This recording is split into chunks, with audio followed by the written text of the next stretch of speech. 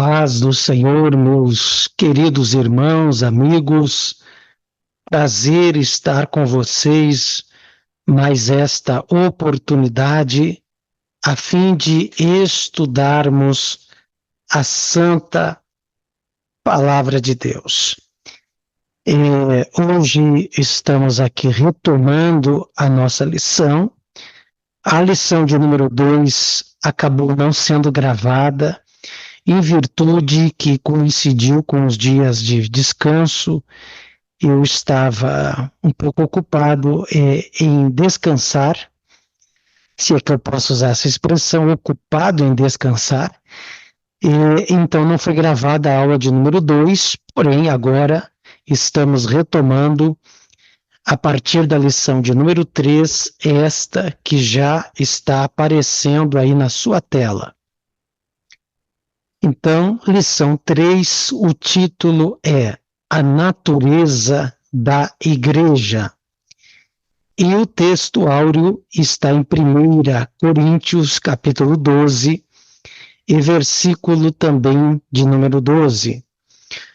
Porque, assim como o corpo é um e tem muitos membros, e todos os membros, sendo muitos, são um só corpo, assim é Cristo também.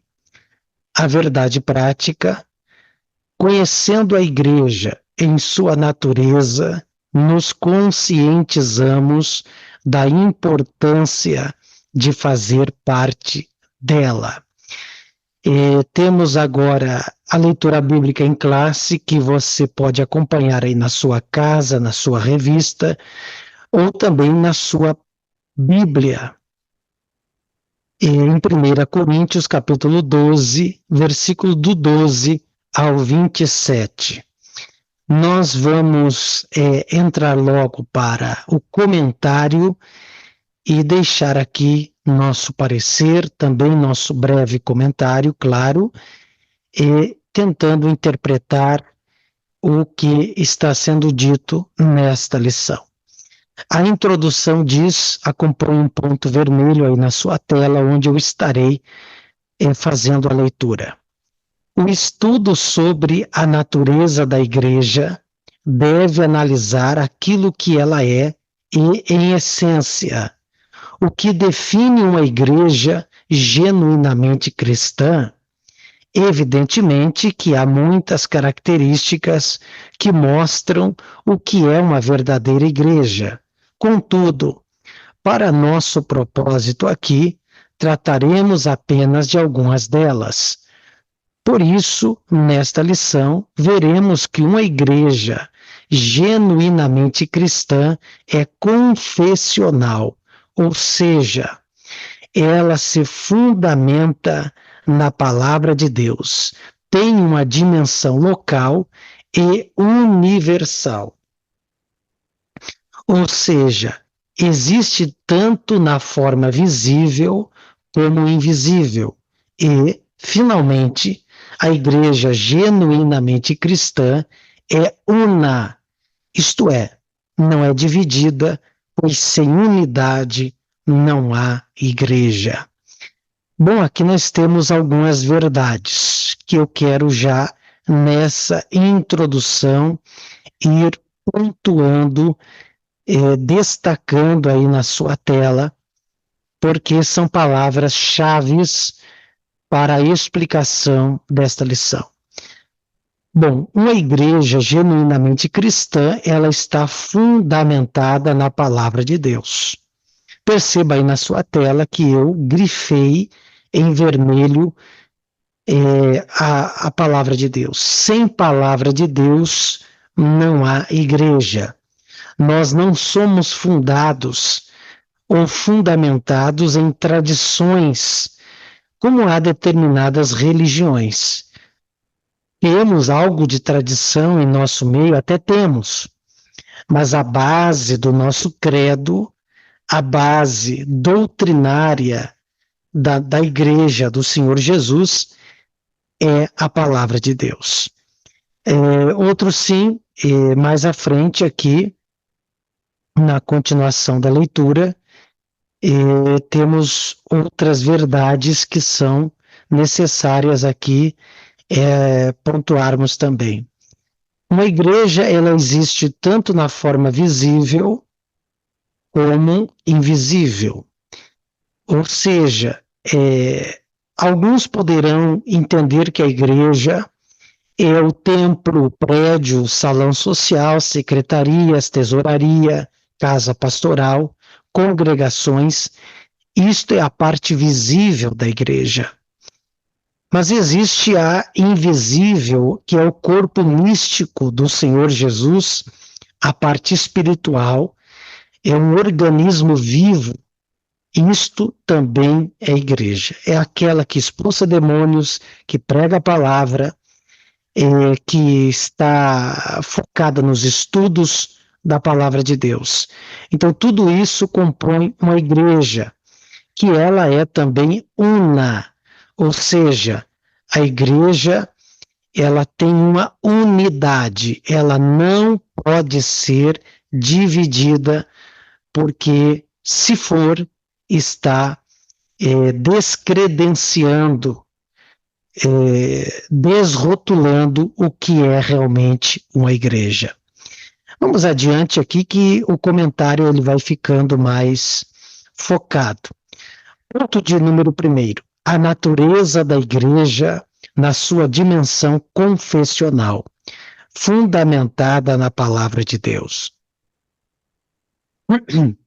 Uma igreja verdadeiramente bíblica é firmada na palavra de Deus. Nesse aspecto, primeiramente, temos Cristo como a palavra encarnada, a palavra viva. No princípio era a palavra, João capítulo 1 e versículo 1. Jesus é a palavra que se humanizou, isto é, Deus feito homem. A igreja bíblica possui Jesus Cristo como seu fundamento. Uma igreja verdadeiramente bíblica é centrada em Jesus. Dando uma parada aqui, porque depois do ponto vai mudar para a segunda explicação. Então, quando dizemos que uma igreja ela é fundada na palavra, podemos dizer que essa palavra pode ser interpretada de duas maneiras. Existe a palavra encarnada, que é a pessoa de Jesus, a palavra que se humanizou, isto é, o Verbo se fez carne. O Senhor Jesus, que é o Logos, ele é a palavra, ele é o Verbo, ele se tornou carne. É aquilo que eu chamo de, entre aspas, Bíblia ambulante, Bíblia móvel, Bíblia carne, Bíblia barra homem, que é a pessoa do Messias, do Senhor Jesus. Então, nós seguimos uma pessoa, nós seguimos um homem, nós seguimos um verbo que se fez carne. Este é o Senhor Jesus. Agora, depois aqui do ponto, esta palavra ela também vai se tornar letra, uma palavra registrada. Vamos para a leitura. Uma igreja verdadeira aqui, em segundo lugar. Em segundo lugar, uma igreja bíblica é fundamentada nas escrituras sagradas, a palavra inspirada. Se não existe igreja verdadeiramente sem Jesus, da mesma forma, não há igreja verdadeira sem fundamentação bíblica. A heterodoxia, o desvio doutrinário e a apostasia vêm pelo distanciamento e abandono da palavra de Deus. Então, queridos, se a igreja é uma palavra encarnada, ou seja, a pessoa de Jesus, ela também está fundamentada, em segundo lugar, nas escrituras sagradas, na Bíblia. Ou seja, a palavra de Deus, ela é lâmpada para os nossos pés, ela é luz para o nosso caminho, e é esta palavra registrada nas páginas daquilo que chamamos Bíblia Sagrada, que fundamenta nosso escopo de crenças, a espinha dorsal do nosso credo. Ou seja, nós não passamos a crer em coisas que surgiu na cabeça de qualquer um. Não. Está tudo já previsto na Bíblia, nas Escrituras. Aquilo que cremos está antes fundamentado na Bíblia Sagrada. Uma igreja que não for bíblica, ela está desviando-se do caminho da verdade. Um pregador, um ensinador que não for bíblico, ele, para mim, está faltando com a sua missão, e ele pode ser qualquer outra coisa, menos pregador. Há quem diga e se intitule avivalista, um pregador evangelístico, está tudo certo. Porém, não há pregação sem texto. Todo pregador e todo ensinador, ele tem que usar na sua fala, capítulo tal, versículo tal, capítulo tal, versículo tal, está escrito aqui, está escrito ali. Ou seja, ele tem que ser bíblico. Nos dá um certo repulsa escutar um pregador que não é textual, que não é expositivo, que não é bíblico. Então, sentar no banco de uma igreja, se não é para ouvir Bíblia, Escritura, então perdeu o seu foco, perdeu o seu propósito. Subtópico 2, habitada pelo Espírito. A igreja é habitada pelo Espírito, dirigida e capacitada por ele. O Espírito Santo é a força motriz da igreja. Na verdade, a obra do Espírito começa no seu trabalho de convencimento do pecador. É o Espírito quem convence o ser humano do pecado, conforme está escrito em João 16, do 8 ao 11. É o Espírito Santo quem produz a obra da regeneração. Quando o evangelista Lucas diz que o Espírito, que o Senhor abriu o coração de Lídia, conforme está em Atos 16, 14, aí vemos uma obra poderosa do Espírito Santo trazendo convencimento para a salvação. Bom, pelo que vimos aqui,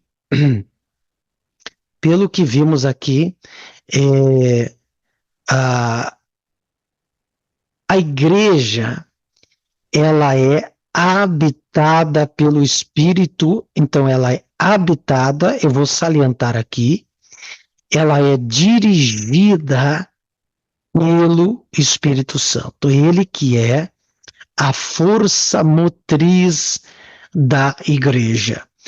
Que me perdoem as igrejas cessacionistas, aquelas que não são pentecostais, aquelas que não acreditam na atualidade dos dons do Espírito Santo. Eu não consigo entender uma igreja que não creia, que não busque a direção do Espírito Santo. E retomando aqui a nossa fala, talvez você vai sentir um delay. Eu precisei fazer um corte na gravação para atender um compromisso. Retomando aqui, a nossa aula. Estávamos no ponto 2, habitada pelo Espírito, no subtópico, onde, então, estávamos mostrando a importância da pessoa do Espírito Santo para fazer o convencimento para a salvação. Ninguém é salvo na igreja sem antes passar por uma operação do Espírito Santo de Deus. Vamos retomar aqui a parte de cima da tela. Ponto de número 2. A natureza da igreja nas suas dimensões local e universal. Local e visível. Biblicamente, podemos falar da igreja em relação à sua dimensão espacial, isto é, em relação ao local ou ao espaço geográfico, ela pode ser vista e sentida. Nesse aspecto, a igreja existe localmente. Assim, vemos os apóstolos escrevendo suas cartas a determinadas igrejas, situadas em diferentes locais. Abre aspas. A igreja de Deus que está em Corinto, conforme 1 Coríntios, capítulo 1, versículo 2. Abre aspas. Aos estrangeiros dispersos no Ponto, Galácia, Capadócia, Ásia e Betínia. 1 Pedro 1:1. Nesses textos vemos as escrituras se referindo à eclésia, à comunidade de crentes situada em diferentes locais. Então, queridos, a igreja ela é local e ela é visível, como antes também explicávamos. Eu estou na cidade e pastoreando a igreja que está em Coxilha, aqui do lado da cidade de Passo Fundo. Então, quer dizer, existe Passo Fundo, que está a 8 minutos aqui da minha cidade. Temos Sertão, que está a 12 minutos aqui da minha cidade. Tapejara, a 25 minutos, 20 minutos aqui da minha cidade. Getúlio Vargas está aí a 20 e poucos minutos, Erechim 40 minutos, ou seja, a igreja, todas essas cidades que eu acabei de mencionar, são igrejas, tem pastores, tem igrejas ali em tais cidades. Então, quando se refere a local, Coxilha é uma coisa, Passo Fundo é outra, Sertão, Getúlio, Tapejara, falando aqui da minha região, são locais e igrejas diferentes, que têm os seus pastores, que têm as suas características peculiares. Todavia, quando falamos em igreja como corpo de Cristo, então é uma só. Porque no céu não vai ter igreja de Coxilha, igreja de Passo Fundo, igreja de Sertão, de Getúlio Vargas, não. É uma igreja em toda a terra. As particularidades das igrejas locais. Pelo teor das cartas neotestamentárias, observamos que essas igrejas locais possuíam suas particularidades. Os problemas encontrados em uma não eram necessariamente os mesmos da outra. De igual modo, as virtudes, por outro lado, embora estivessem sob a supervisão apostólica, observamos que eram autônomas, uma em relação às outras. Assim, possuíam sua dinâmica própria.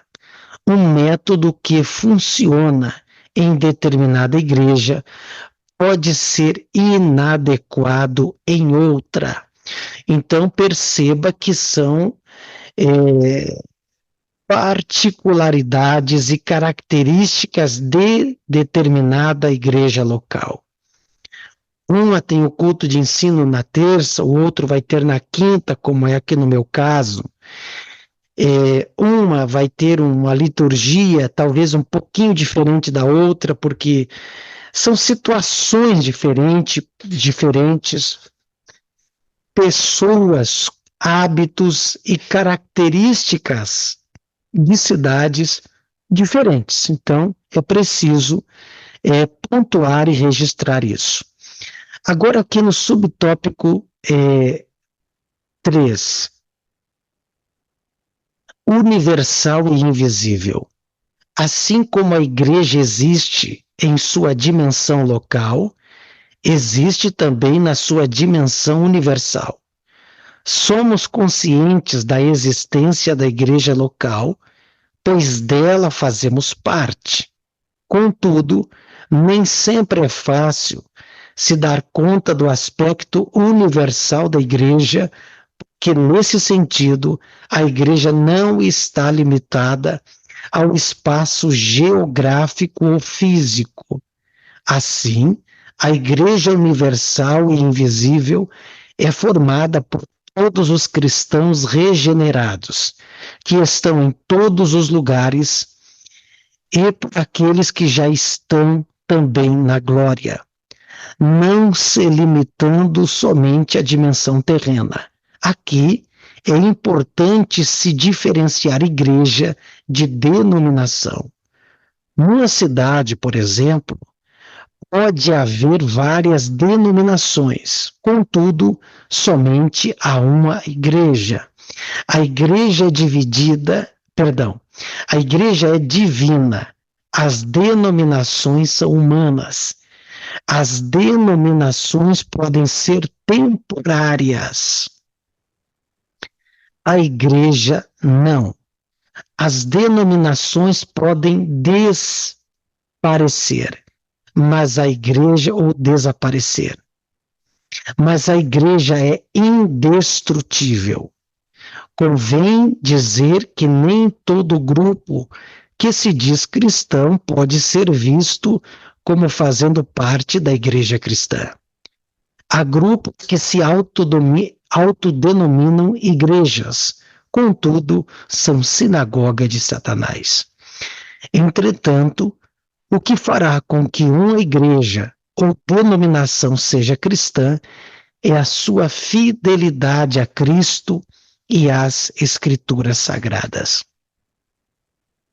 Bom, queridos, em uma determinada cidade pode haver denominações, como Assembleia de Deus, Quadrangular, Batista, Metodista, Presbiteriana, Luterana. São denominações que têm as suas diretorias, que têm os seus hábitos e costumes e tradições um pouco diferentes uma das outras. Todavia, quando analisamos o reino de Deus, a igreja de Jesus é uma, porque no céu, os crentes que lá entrarem, as pessoas que lá entrarem, não vão ficar diferentes no céu. Aqui, nessa parte do céu, vai os assembleanos, na outra vai os batistas, os metodistas. Não. No reino de Deus há uma igreja. A igreja universal, ou seja, não é universal do reino de Deus, a do Edir Macedo, que também é uma denominação e respeitamos. Então, essas denominações compõem o corpo místico do Senhor Jesus, a saber, a igreja de Jesus. As denominações, elas são humanas e podem abrir, fechar, igrejas diminuírem, denominações diminuírem ou crescerem de tamanho. Todavia, a igreja de Jesus como um corpo místico, a igreja que Jesus fundou como reino de Deus na terra, ela é inacabável, ela é indestrutível. Então vamos deixar isso bem saliente. Seguindo aqui a nossa leitura, tópico 3. A igreja na sua dimensão comunitária. A igreja é una. Isso significa que a igreja é indivisível. na analogia, onde compara a igreja ao corpo humano, Paulo deixa bem claro que uma igreja verdadeiramente cristã é unida, que não pode haver divisão no seu corpo. Jesus disse que um reino dividido não subsistirá. Esse princípio se aplica à igreja também. O que o diabo não consegue contra a igreja por meio da perseguição, ele consegue por intermédio da divisão. Devemos evitar a todo custo o partidarismo, as preferências e os exclusivismos, se quisermos preservar a unidade da igreja local. A unidade da igreja. Paulo escreveu à igreja de Filipos: completai o meu gozo, para que sintais o mesmo, tendo o mesmo amor, o mesmo ânimo, sentindo uma mesma coisa. Filipenses 2:2. Esse texto mostra o anseio do apóstolo pela unidade da igreja que, como corpo de Cristo, em sua forma coletiva, deve zelar pela unidade e, da mesma forma, cada crente buscar isso. Ou seja, embora somos pessoas individuais e juntas formamos, obviamente, um coletivo, este coletivo é a igreja, e a igreja precisa estar unida, sentindo a mesma coisa. Ou momentos alegres, de festa, todos se alegram. Momentos de choro, de perda de um ente querido, de um membro da igreja, todos lamentam. Se um sofre, todos sofrem. A igreja precisa ser unida. Diversidade na unidade. Isso reverbera o anseio de Jesus pela unidade dos seus discípulos. Ali há o que os teólogos chamam de unidade de essência. Na Trindade, o Pai, o Filho e o Espírito Santo são pessoas diferentes, com a mesma essência, possuindo a mesma substância e um só propósito. Da mesma forma, os cristãos devem buscar esse tipo de unidade. Nesse aspecto, unidade não é uniformidade. Somos diferentes, diversos, temos temperamentos distintos e maneiras diferentes de fazer as coisas, mas mesmo assim somos um em Cristo Jesus para perseverar no mesmo alvo. Creio que ficou muito bem claro. Assim como o Pai, o Filho e o Espírito Santo são pessoas distintas, todavia são uma só substância quanto Deus, quanto divino. Não são três deuses separados, é um só Deus que subsiste em três pessoas. Assim também a igreja. Eu sou diferente do Paulo, Paulo é diferente do Pedro, que é diferente do Joaquim, do Emanuel,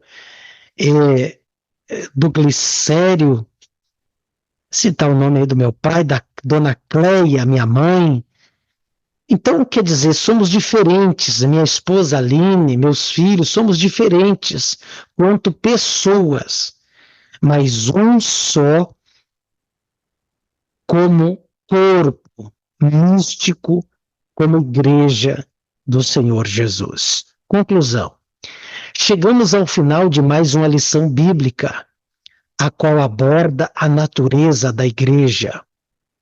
Vimos que não é possível nos referirmos a uma igreja como sendo cristã, se determinadas marcas ou características não estão presentes nela. Destacamos aqui que a igreja local deve estar fundamentada na palavra e habitada pelo Espírito Santo. A igreja também existe tanto local como universalmente. Não está limitada nem pelo tempo, nem pelo espaço. Ela existe para a eternidade. Então, creio que ficou bem claro na lição de hoje a natureza da igreja. Ela é tanto local como ela é universal.